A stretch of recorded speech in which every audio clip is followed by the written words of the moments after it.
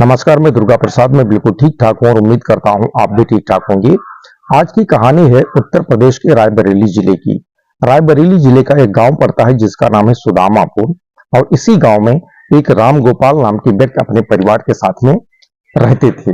परिवार में इनके साथ इनकी पत्नी राजवती और 3 बच्चे, एक बड़ा बेटा जिसका नाम सोनू और सेकंड नंबर की बेटी जिसका नाम पूजा, और सबसे छोटा 3rd नंबर का बेटा जिसका नाम सुनील कुमार। राम गोपाल गांव में बेहद गरीब थे, मात्र 1 बीघा खेत उनके पास में था, तो उसकी कमाई से परिवार नहीं चल सकता था। तो इसीलिए गांव में जो और भी किसान थे उनके खेतों में जाके मेहनत मजदूरी करते थे, और उससे जो कमाई अर्जित होती थी उसी से इनका घर परिवार चलता था। बच्चे सभी छोटे छोटे थे। जो पत्नी थी राजवती, ये कभी कभार समय निकालकर जब अपने खेत में काम करने जाते थे तो पति के साथ जाके उनके कार्यों में हाथ बटा लेती थी। समय धीरे धीरे आगे बढ़ता चला गया। तीनों बच्चे इनके बड़े होते चले गए। अब जो बड़ा बेटा था सोनू, ये लगभग इसकी उम्र 20 साल की हो चुकी थी, और अब ये पिता के कार्यों में हाथ बटाने लगा था और पिता के साथ ये भी मजदूरी करने जाने लगा था। जो बेटी थी पूजा, ये घर पर ही रहती थी। पढ़ाई लिखाई ज्यादा इसकी हो नहीं पाई थी। गांव के स्कूल में पढ़ाई की थी, उसके बाद में छोड़ दी थी। जो सोनू था, इसका भी पढ़ाई लिखाई में मन नहीं लगता था, पढ़ाई में काफी कमजोर था, तो कुछ दिन के बाद ये भी पढ़ाई छोड़ चुका था। अब पूरी तरह से मजदूरी पे ही डिपेंड हो गया था। लेकिन जो छोटा बेटा था सुनील कुमार, ये पढ़ाई लिखाई में बेहद तेज था, तो ये पढ़ाई भी करता था, इसी के साथ साथ में घर के कार्यों में हाथ भी बटाता रहता था। अब जो सोनू था, बड़ा वाला बेटा, ये जैसे बताया कि वहीं पे मजदूरी करता था, तो जितना ये मेहनत करता था, संघर्ष करता था, उस अनुसार इसे मजदूरी नहीं मिलती थी।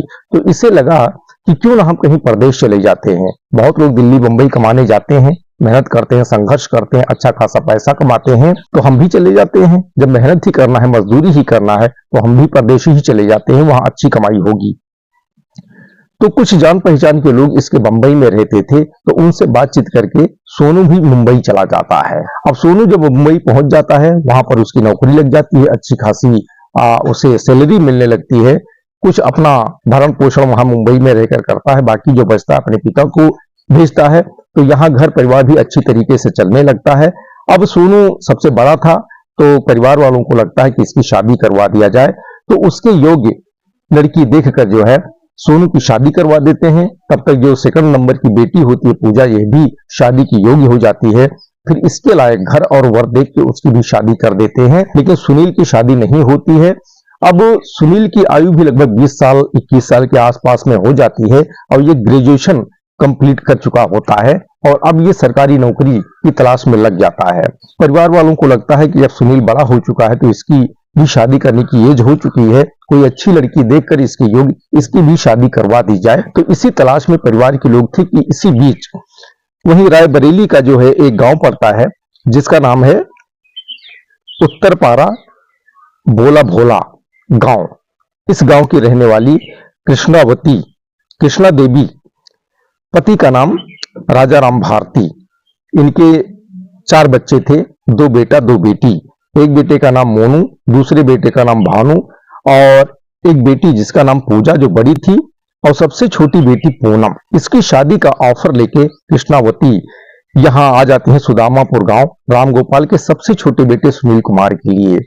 तो परिवार के लोग बातचीत करते हैं, उसके बाद लड़की देखते हैं। लड़की बेहद खूबसूरत होती है, पढ़ी लिखी होती है, तो शादी के लिए परिवार के लोग हाँ बोल देते हैं। पर शर्त ये होती है कि बेटा जो सुनील कुमार है यह भी पसंद कर ले, और इसी के साथ साथ जो पूनम है यह भी सुनील कुमार को पसंद कर ले। अगर लड़का लड़की एक दूसरे को पसंद कर लेते हैं तो शादी समझ लीजिए पक्की है।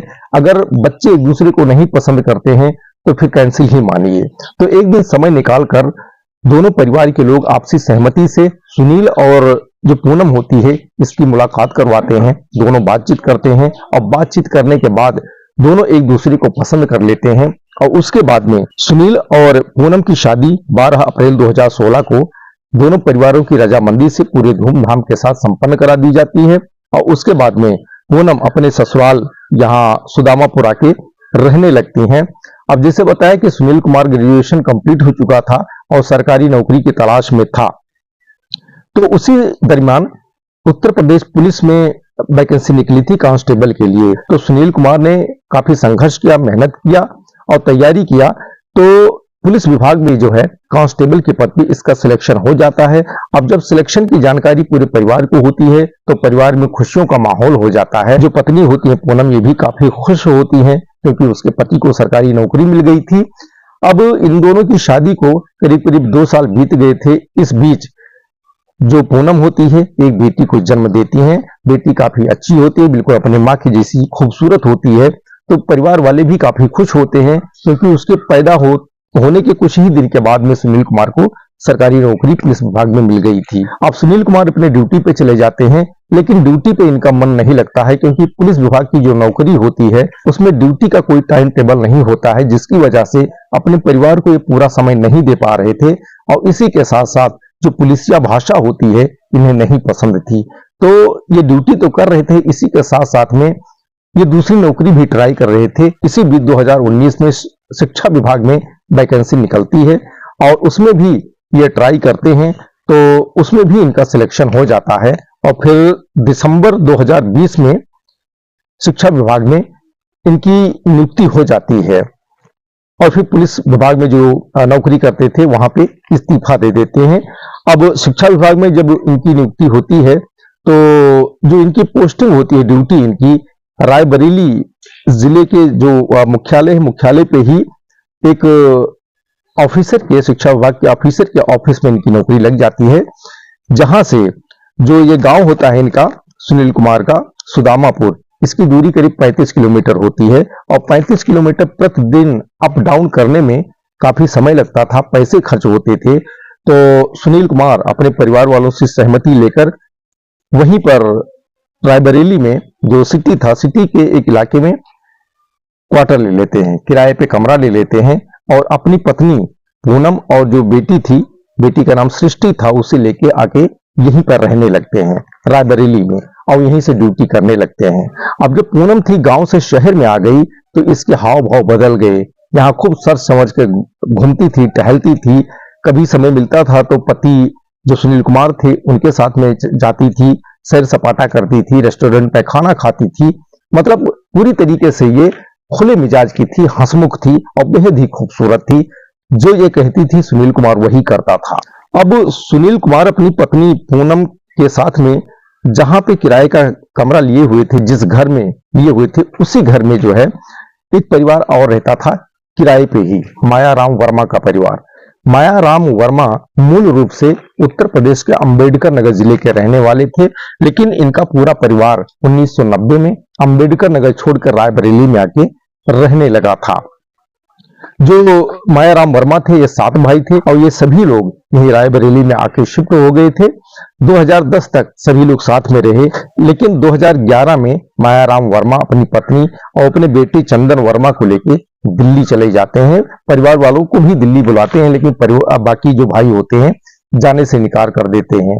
अब 2011 में गए थे और 2024 में मायाराम वर्मा अपने बेटे चंदन वर्मा और पत्नी को लेके दिल्ली से वापस रायबरेली आ जाते हैं। अब यहां आने के बाद में ये सुनील कुमार जी जहां अपनी पत्नी पूनम और एक बेटी सृष्टि के साथ में किराए पे कमरा लेके जिस घर में रह रहे थे, उसी घर में ये लोग भी किराए का कमरा लेके रहने लगते हैं। अब जो चंदन वर्मा था ये भी युवा हो चुका था, करीब करीब इसकी उम्र 26-27 साल की थी और ये मैकेनिकल इंजीनियर था।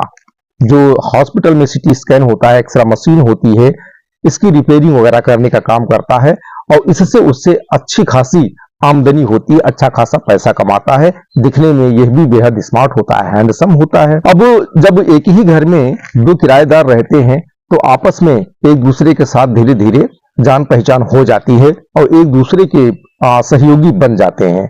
जो चंदन वर्मा था ये भी काफी हंसमुख था, तो ये धीरे धीरे जो सुनील कुमार थे इनके साथ दोस्ती हो जाती है, बातचीत होती है, दोस्ती हो जाती है। क्योंकि जो चंदन वर्मा था ये पहली बार जब पूनम को देखा था, सुनील की पत्नी को, तो उसकी खूबसूरती को देखकर उस पे लट्टू हो गया था और मन ही मन उसे चाहने लगा था, उसको प्यार हो गया था उससे। तो इसने सोचा कि पूनम के करीब जाने के लिए सबसे पहले सुनील कुमार से किसी तरीके से हमें दोस्ती करनी पड़ेगी। तो उसी षड्यंत्र के तहत ये पति सुनील कुमार से दोस्ती कर लेता है और फिर जब दोस्ती हो जाती है तो सुनील कुमार जब अपने घर में होते हैं तब चंदन उनसे मिलने के बहाने उनके घर पर जाता है, सुनील कुमार जी से बातचीत करता है और उनके साथ बातचीत करते करते जो पूनम होती है पूनम के साथ भी बातचीत करता है, हंसी मस्करी करता है, क्योंकि अब दोस्त की पत्नी हो चुकी थी। पूनम भी हंसमुख स्वभाव की थी तो वह भी उसके जो मजाक मस्ती करता था, जो शाब्दिक रूप से उसका जवाब देती रहती थी। जो सृष्टि थी सुनील कुमार और पूनम की बेटी, जो चंदन वर्मा था, ये उसे भी काफी मानता था। जब सुनील कुमार जी घर पर नहीं होते थे तो बेटी सृष्टि को अपने साथ लेके जाता था, बाहर घुमा टहला के लाता था, उसे खिला पिला के लाता था। तो सृष्टि भी चंदन वर्मा की मुंह लग गई थी, उसे अंकल अंकल हमेशा कहती रहती थी। तो चंदन वर्मा पहले जब सुनील कुमार घर पर होते थे तभी जाता था, लेकिन अब जो पूनम थी ये भी चंदन वर्मा से बातचीत करने लगी थी। हंसी ठिठोली जो हंसी मस्करी होता है ये इनके बीच में होने लगी थी। तो ये लोग आपस में काफी फ्रैंक हो चुके थे। तो अब जब सुनील कुमार घर पर नहीं होते थे, चंदन वर्मा तभी उनके घर पर जाता था और वहां पर बैठकर जो पत्नी पूनम थी उसके साथ में बातचीत करता था, हंसी ठिठोली करता था, ठहाके लगाते थे। दोनों एक दूसरे से काफी कंफर्ट हो चुके थे। एक दिन चंदन वर्मा पूनम से कहता है कि भाभी तुम इतनी खूबसूरत हो, जैसा लग रहा है जैसे स्वर्ग से उतरी कोई अप्सरा हो। मैं तुमसे प्यार करने लगा हूं, अब तुम्हारे बिना मैं रह नहीं पाऊंगा ऐसा लग रहा है। तो पूनम कहती है कि यह ख्वाब छोड़ दो, क्योंकि मैं शादीशुदा हूं और एक बच्चे की मां बन चुकी हूं।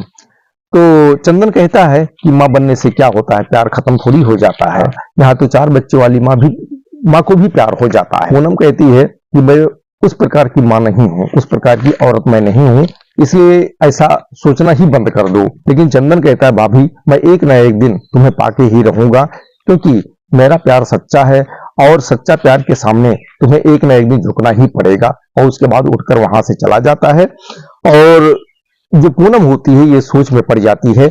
और फिर निरंतर इसी प्रकार से चंदन जब सुनील घर पर नहीं रहता है तो पूनम के पास आता जाता रहता है, हंसी ठिठोली करता रहता है। एक दिन की बात है, शाम का समय था, सुनील कुमार घर पर नहीं थे।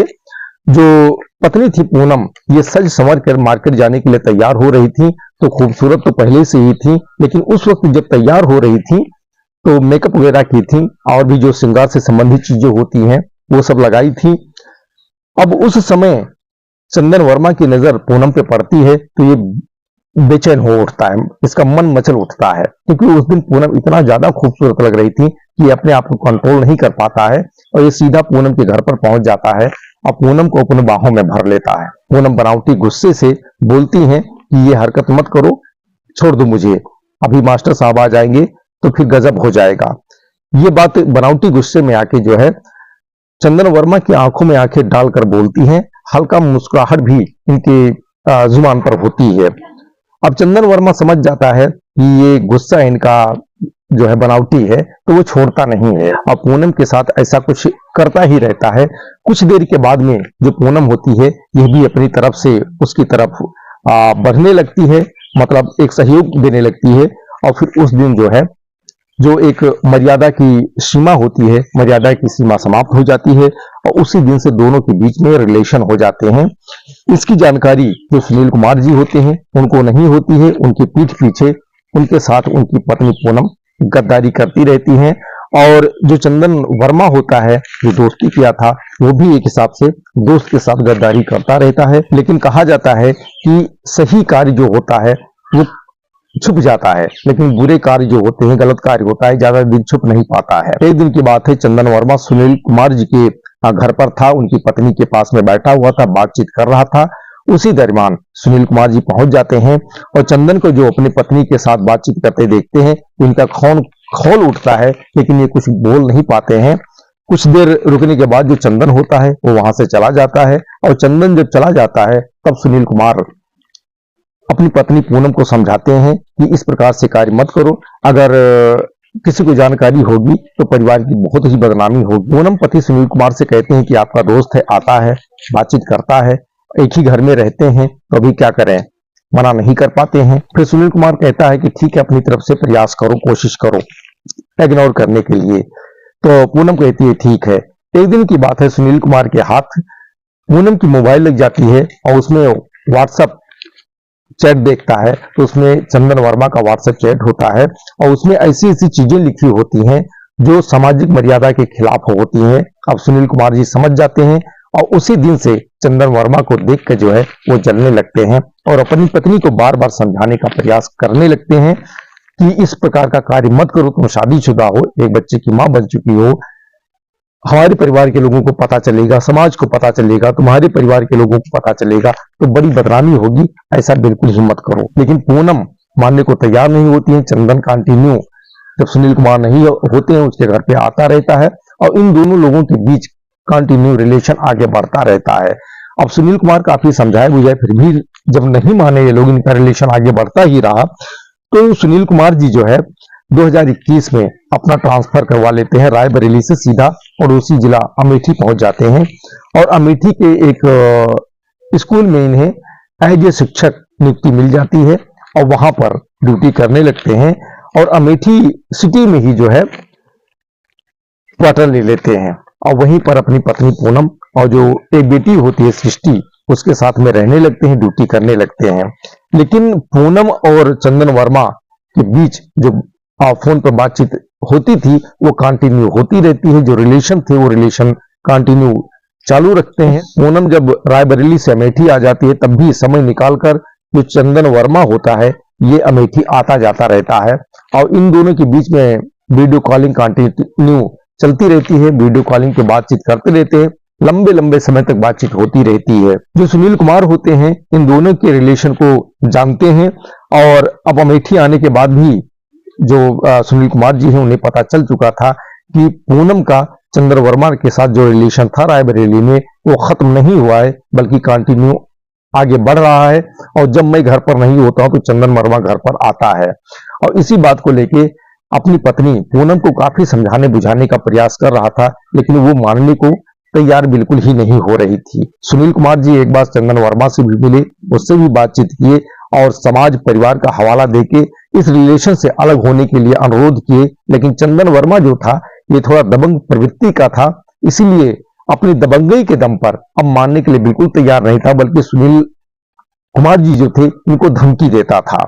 अब सुनील कुमार जी शिक्षक आदमी चाहकर भी कुछ नहीं कर पा रहे थे। एक दो बार अपनी पत्नी से बोले थे एफआईआर करने के लिए उसके खिलाफ, लेकिन पत्नी जो पूनम होती हैं ये एफआईआर करने से मना कर देती हैं, तो वो चाहकर भी कुछ नहीं कर पाते हैं। एक दिन की बात है, सुनील कुमार जी घर पर पहुंचते हैं तो देखते हैं चंदन वर्मा उनके घर पर है और उनकी पत्नी पूनम के साथ में बातचीत कर रहा है।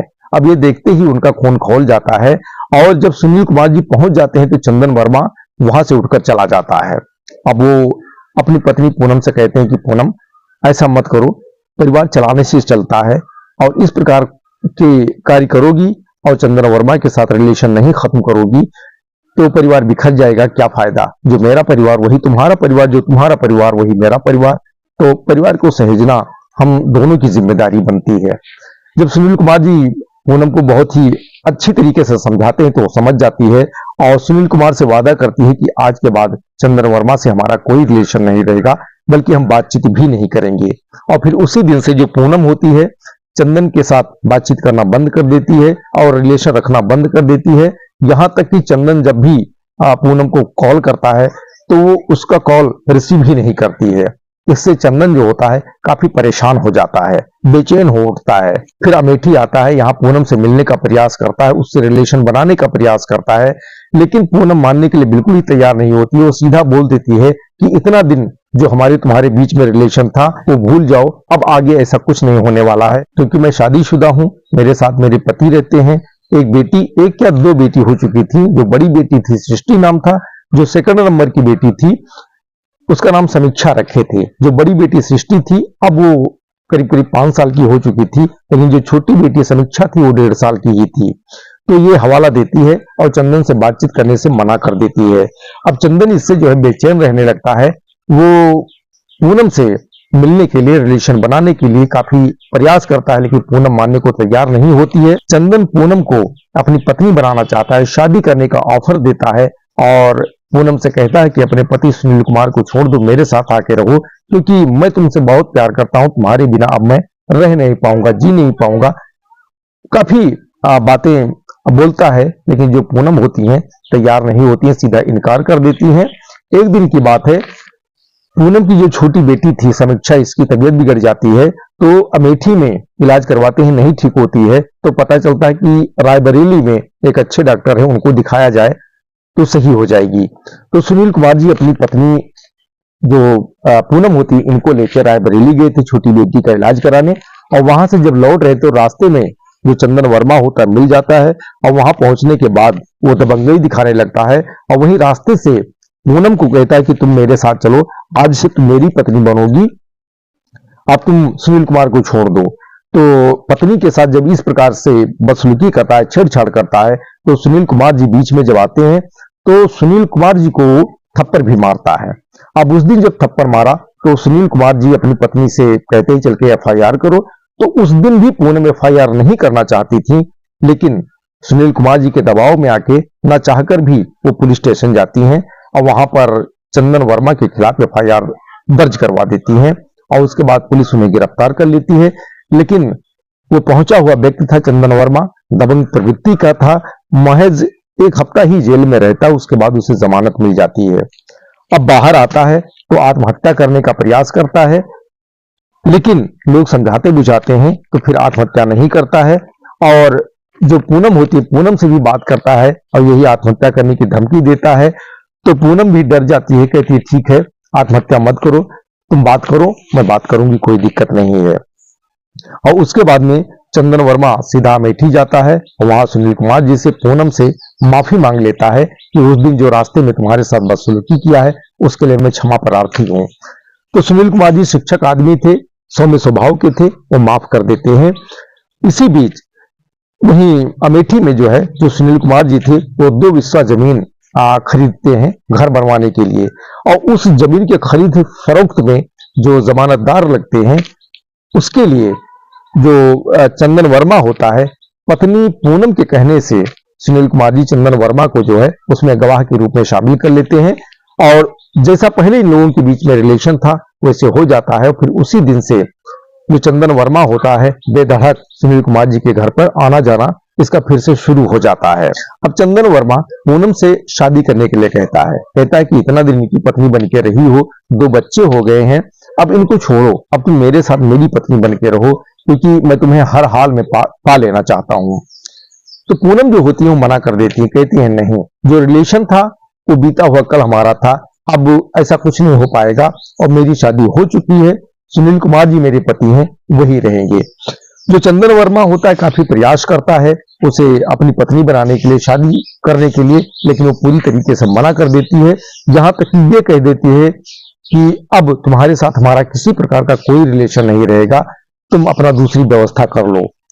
तो जो चंदन वर्मा होता है ये बहुत ज्यादा निराश होता है और हताश होता है, और फिर भी ये पूनम को पाने के लिए प्रयास करता रहता है, लेकिन सारे प्रयास जब इसके फेल हो जाते हैं तो ये आहत होके एक गलत विचार बना लेता है।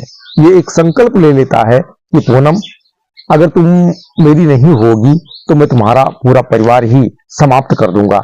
ये प्लान बना लेता है, विचार इसके अंदर आ जाते हैं, और फिर उसी दिन से ये प्लान बनाना शुरू कर देता है, और प्लान के अनुसार से एक अवैध तमंचा जो होता है इसका इंतजाम करता है। और उसके बाद में बात 3 अक्टूबर 2024 की है, ये रायबरेली से सीधा पूरी तैयारी के साथ अमेठी पहुंचता है, और जहां पर सुनील कुमार जी का घर था वहां से करीब 50 मीटर पहले ही अपनी मोटरसाइकिल खड़ी कर देता है और पैदल ही उनके घर पर जाता है। और जब घर पर पहुंचता है तो देखता है सुनील कुमार जी और उनकी पत्नी पूनम अपने दोनों बच्चियों को साथ में बैठाए हुए थे, सब लोग आपस में बातचीत कर रहे थे। उसी समय चंदन वर्मा वहां पहुंच जाता है और 10-10 रुपए की नोट निकालता है और दोनों बच्चों को दे देता है, और चॉकलेट लाने के लिए बाहर जाने के लिए कहता है, लेकिन बेटियों के हाथ में जब पैसा पहुंच जाता है तो खुश हो जाती हैं और वो वहीं पर रुक जाती हैं। इसी बीच जो चंदन होता है पूनम से कहता है कि पूनम मैं तुम्हारे बिना जी नहीं पाऊंगा, तुम इसी वक्त हमारे साथ में चलो और मुझसे शादी करो। तो पूनम उसे डांट देती है कि तुम पागल हो गए हो, मैं शादीशुदा हूं, मेरा पति है, 2 बच्चियां हैं, मैं तुम्हारे साथ शादी करूंगी, तुम्हारी पत्नी बनूंगी, जाके अलग व्यवस्था करो, और अगर हमें परेशान करोगे तो मैं पुलिस अभी बुला लूंगी और तुम्हें अंदर करवा दूंगी। और ये बात जैसे पूनम कहती है तो ये चंदन वर्मा होता है, ये आग बबूला हो जाता है और फिर पूरी तैयारी के साथ में गया ही था। तुरंत वो जो असलहा लेके गया था वो निकालता है और पूनम और जो सुनील कुमार होते हैं, दोनों बच्चियां होती हैं, सभी पे वार कर देता है और कुछ ही देर में उन चारों लोगों की मौत हो जाती है। और चंदन वर्मा खुद भी आत्महत्या करने का प्रयास करता है, लेकिन मिस फायर होने की वजह से उसे गोली नहीं लगती है और फिर वो डर जाता है और फिर वो मोटरसाइकिल वहीं पे छोड़ के अमेठी में और पैदल ही घर के पीछे से होके ये रायबरेली भाग आता है। तो जिस घर में सुनील कुमार जी किराए पे कमरा लेके रह रहे थे, वहीं रोड साइड में एक दुकान मेडिकल स्टोर था जो एक व्यक्ति ने ले रखा था। घर के अंदर जब गोलियों की आवाज सुनाई पड़ी तो मेडिकल स्टोर संचालक जो होते हैं, इनको कुछ संदेह होता है, तो वहीं से कुछ ही दूरी पर एक दुर्गा माता जी का पंडाल होता है और वहां पे कुछ पुलिसकर्मियों की ड्यूटी होती है, उनके पास जाते हैं और घटना की जानकारी देते हैं कि वहां पर गोली चलने की आवाज अंदर से आई है। वहां से 2 पुलिसकर्मी आते हैं, घर के अंदर प्रवेश करते, देखते हैं 4 डेड बॉडी पड़ी हुई है, सबके होश खराब हो जाते हैं। अब तुरंत पुलिसकर्मी ये सूचना अपने आला अधिकारियों को देते हैं। जैसे आला अधिकारियों को सूचना मिलती है कि एक ही जगह, एक ही घर में 4-4 लोगों का जो है कत्ल हो चुका है, तो पूरे अमेठी जिले की जो पुलिस महकमा है उसमें हड़कंप मच जाता है। देखते ही देखते वहां जो बड़े बड़े अधिकारी होते हैं पूरे दल बल के साथ वहां पर घटना स्थल पर पहुंचते हैं। जो मीडिया कर्मी होते हैं उनको सूचना मिलती है, वो लोग भी पहुंचते हैं और मीडिया में ये जानकारी आने के बाद में पूरा देश में हाहाकार मच जाता है। क्योंकि जो सुनील कुमार जी थे ये दलित बिरादरी से, इसलिए मामला काफी संवेदनशील हो चुका था। राजनीति भी इसमें तूल पकड़ लेती है, काफी हंगामा मचता है। अब पुलिस के आला अधिकारी जब वहां पहुंच जाते हैं तो इसकी सूचना जो सुनील कुमार जी के परिवार के लोग होते हैं रायबरेली में, उसको दी जाती है। जब परिवार वाले लोगों को जानकारी होती है, रोते बिलखते वो लोग भी घटना स्थल पर पहुंचते हैं। यहाँ आने के बाद पुलिस उनसे पूछताछ करती है तो जो सुनील कुमार जी के पिताजी होते हैं राम गोपाल गौतम जी, ये पुलिस को बताते हैं कि इसमें किसी और का नहीं बल्कि चंदन वर्मा ने ही मेरे बेटा, बहू और जो 2 नातिन हैं उनकी हत्या किया है और किसी ने नहीं किया है। अब ये जानकारी मिलने के बाद में पुलिस घटना स्थल पर जो कागजी कार्रवाई होती है करने के बाद चारों की डेड बॉडी पोस्टमार्टम भेजते हैं। पोस्टमार्टम होने के बाद में डेड बॉडी को परिवार के हवाले कर देते हैं। अब पुलिस चंदन वर्मा की तलाश में जुट जाती है। करीब 3 दिन तलाश के बाद में चंदन वर्मा को पुलिस गिरफ्तार कर लेती है और गिरफ्तारी के बाद लाके उससे जब कड़ाई से पूछताछ करते हैं तो अपना गुनाह कबूल कर लेता है और इसी के साथ साथ इस पूरी कहानी को बयां कर देता है जो मैंने अभी आपको सुनाई है। दोस्तों, ये कहानी जो मैंने सुनाई है ये शॉर्टकट में सुनाई है। अगर पूरी कहानी पॉइंट टू पॉइंट अगर मैं सुनाता तो वीडियो काफी लंबा हो जाता, तो इसीलिए मैंने शॉर्ट तरीके से इस पूरी कहानी को सुनाया है। दोस्तों, कहानी अगर अच्छी लगी हो तो लाइक करें, शेयर करें, कमेंट करें और चैनल पे नए हैं तो सब्सक्राइब अवश्य करें, इससे मेरा हौसला बढ़ेगा। आज की कहानी यहीं पर समाप्त करते हैं, फिर मिलेंगे अगले दिन एक नई कहानी के साथ। तब तक के लिए धन्यवाद। जय हिंद, जय भारत।